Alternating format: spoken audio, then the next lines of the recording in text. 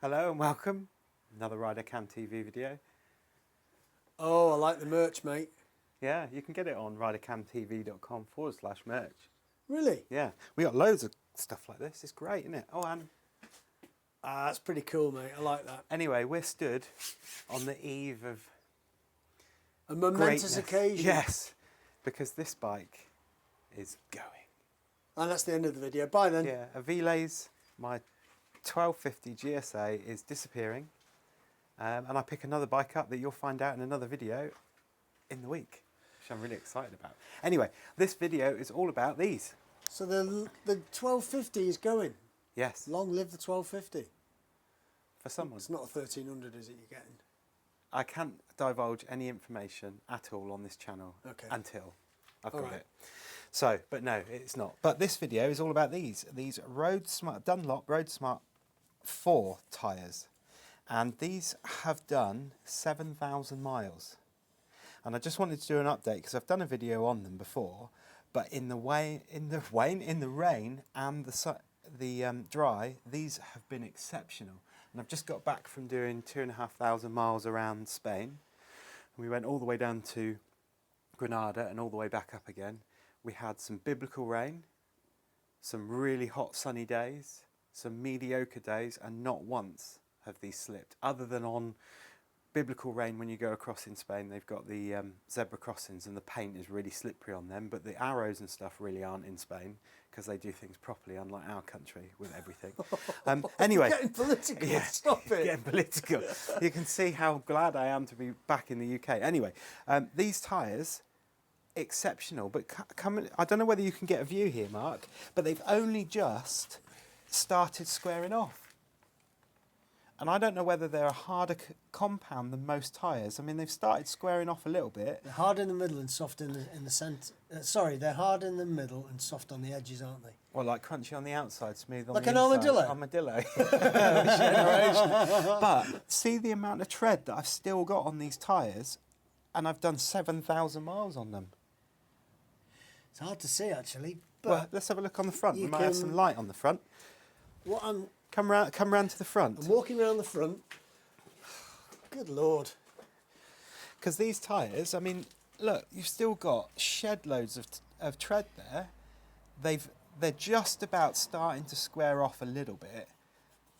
But for 7,000 miles on these tyres, and they are just brilliant. Now, they are a little bit noisy. I have found that as they've got older, or as more miles have gone on them, banking over, a little bit noisier than I remember them being, but not adversely noisy, but I can put up with a little bit of noise. They're just exceptional tyres. What were the tyres I had on my bike? I did a Pyrenees trip with them earlier. Were they 4s as well?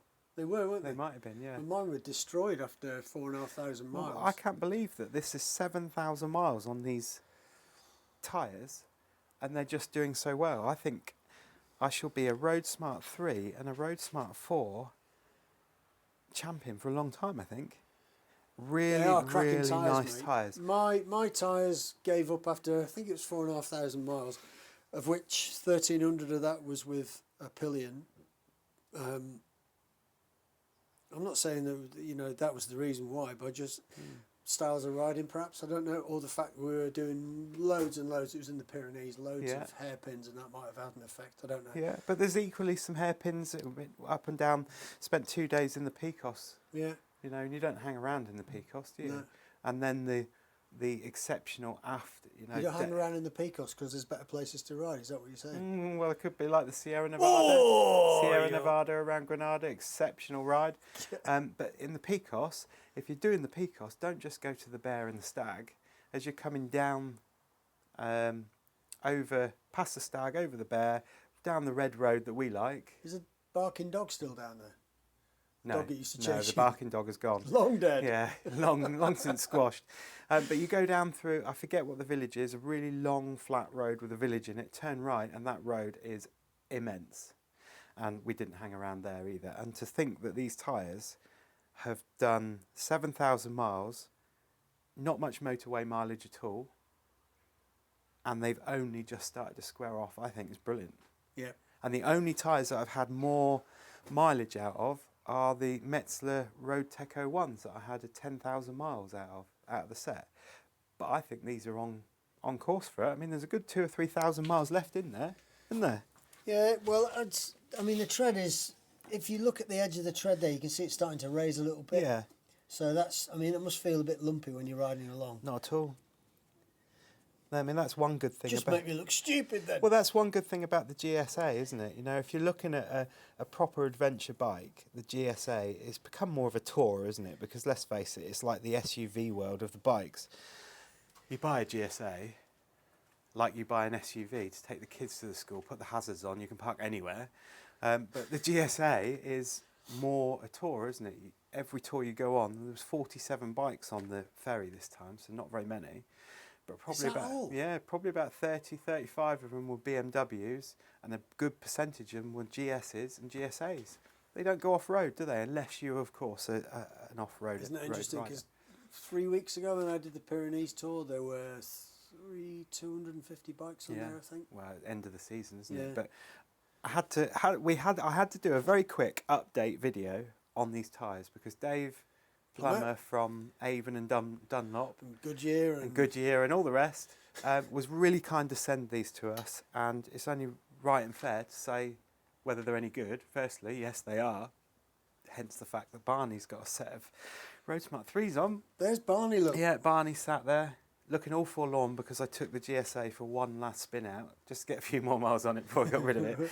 But the tyres were incredible. So I know tyres are a very divisive thing, aren't they?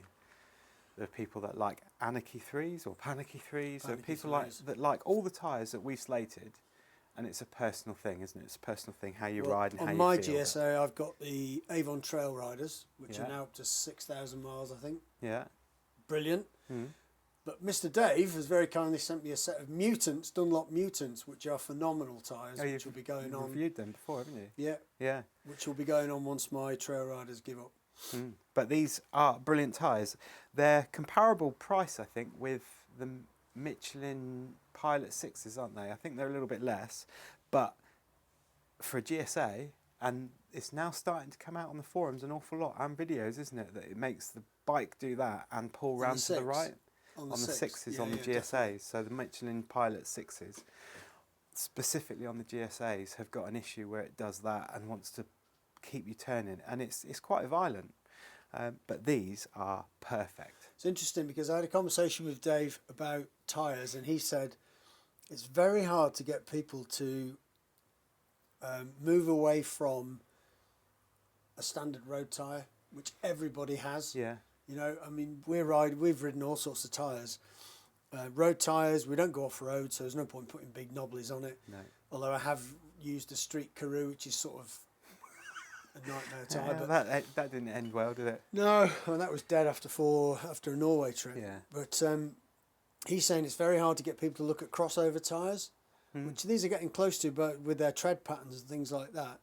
And the crossover tyre, although it's called a crossover, it's still a road biased tyre. Yeah. You know, but it's interesting for people to just have a look around and see what's about, because there's loads about. The interesting thing about these is that the tread is so wide, and they've done all those millions of pounds into development to get it right. And in that biblical rain, you could see behind me where it had dispersed all the water, because I was riding with my support rider Steve, and we were talking on Cardo, and he said, "I can tell it's really bad rain." I said, "How's that?" And he said, "Because I can't see.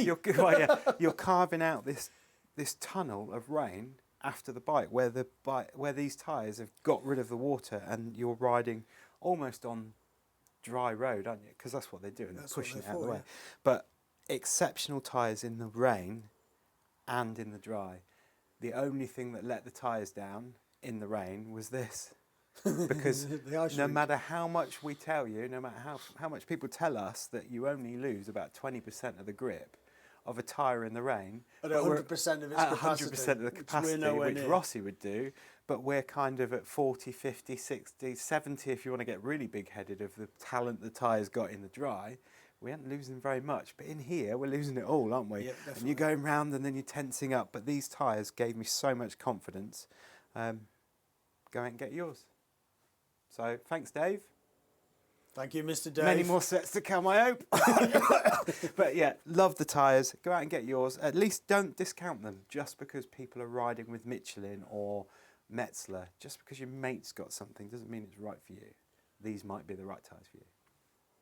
Bye.